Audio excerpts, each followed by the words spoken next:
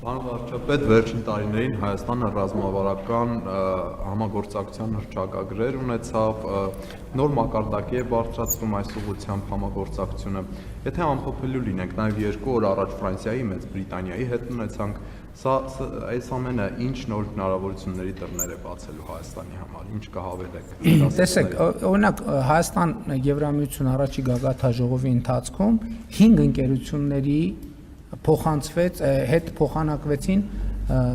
մտադրությունների հուշագիր։ Այս նշանակում է նոր ֆինանսական ներդրումների եւ նոր շուկաների, նոր պատվերների հնարավորություն այդ ընկերությունների հետ։ Այսինքն ենթադրում եմ, որ եթե այնտեղ չեք եղել,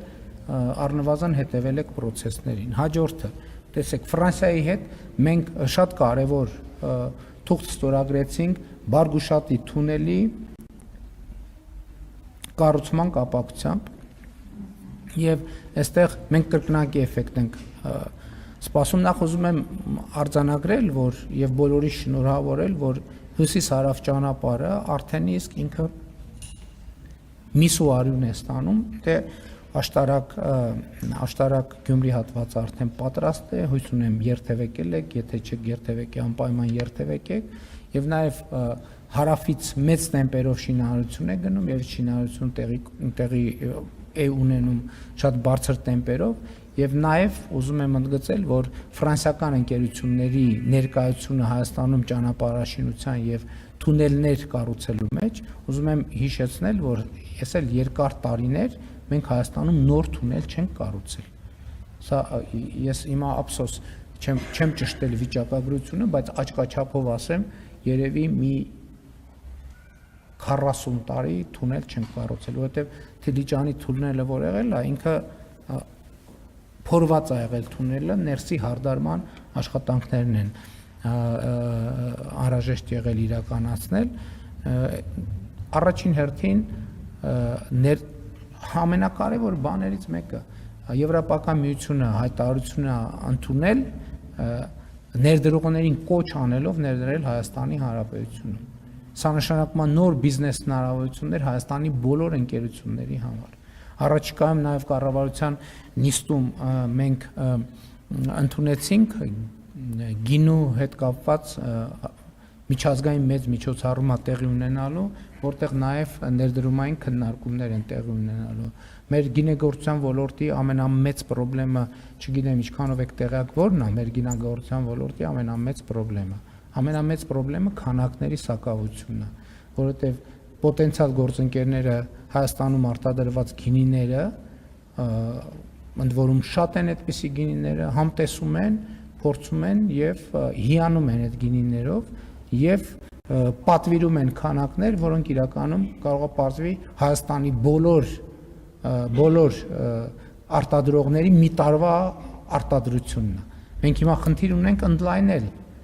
գինու արտադրությունը, դրա համար նաև խաղողի արտադրությունը պետք է ընդլայնենք, նաև գինեմեծ սորտերի արտադրությունը պետք է ընդլայնենք եւ այլն եւ այդպես շարունակ։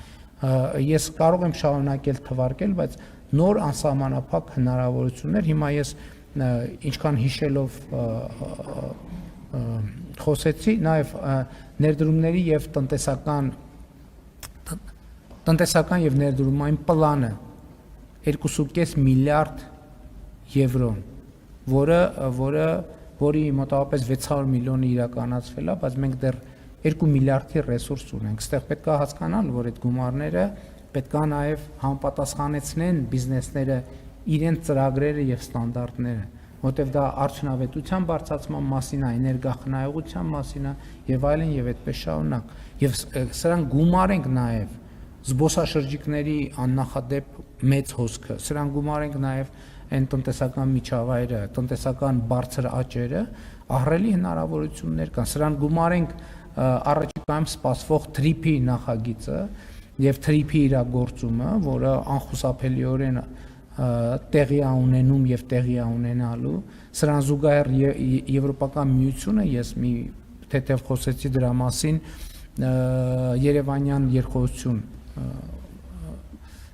ֆորումի ժամանակ մենք նաև Եվրամիության հետ քննարկում ենք Հայաստանի հյուսիսով ճանապարհային նոր երթուղին, այսինքն ոչ թե նոր, այլ եղած երթուղիների զարգացման հնարավորությունը, որովհետև ինչպես արդեն առիթ ունեցել եմ ասելու, եւ էս էլ է հետաքրքիր, որ պատկերացնում եք այդ հետաքրքիր երևույթը, որ կան բաներ, որ մենք մեր երկրի հետ կապված նոր ենք նկատում, որովհետև նախկինում չենք նկատում, որովհետև այդ երևույթները իրանք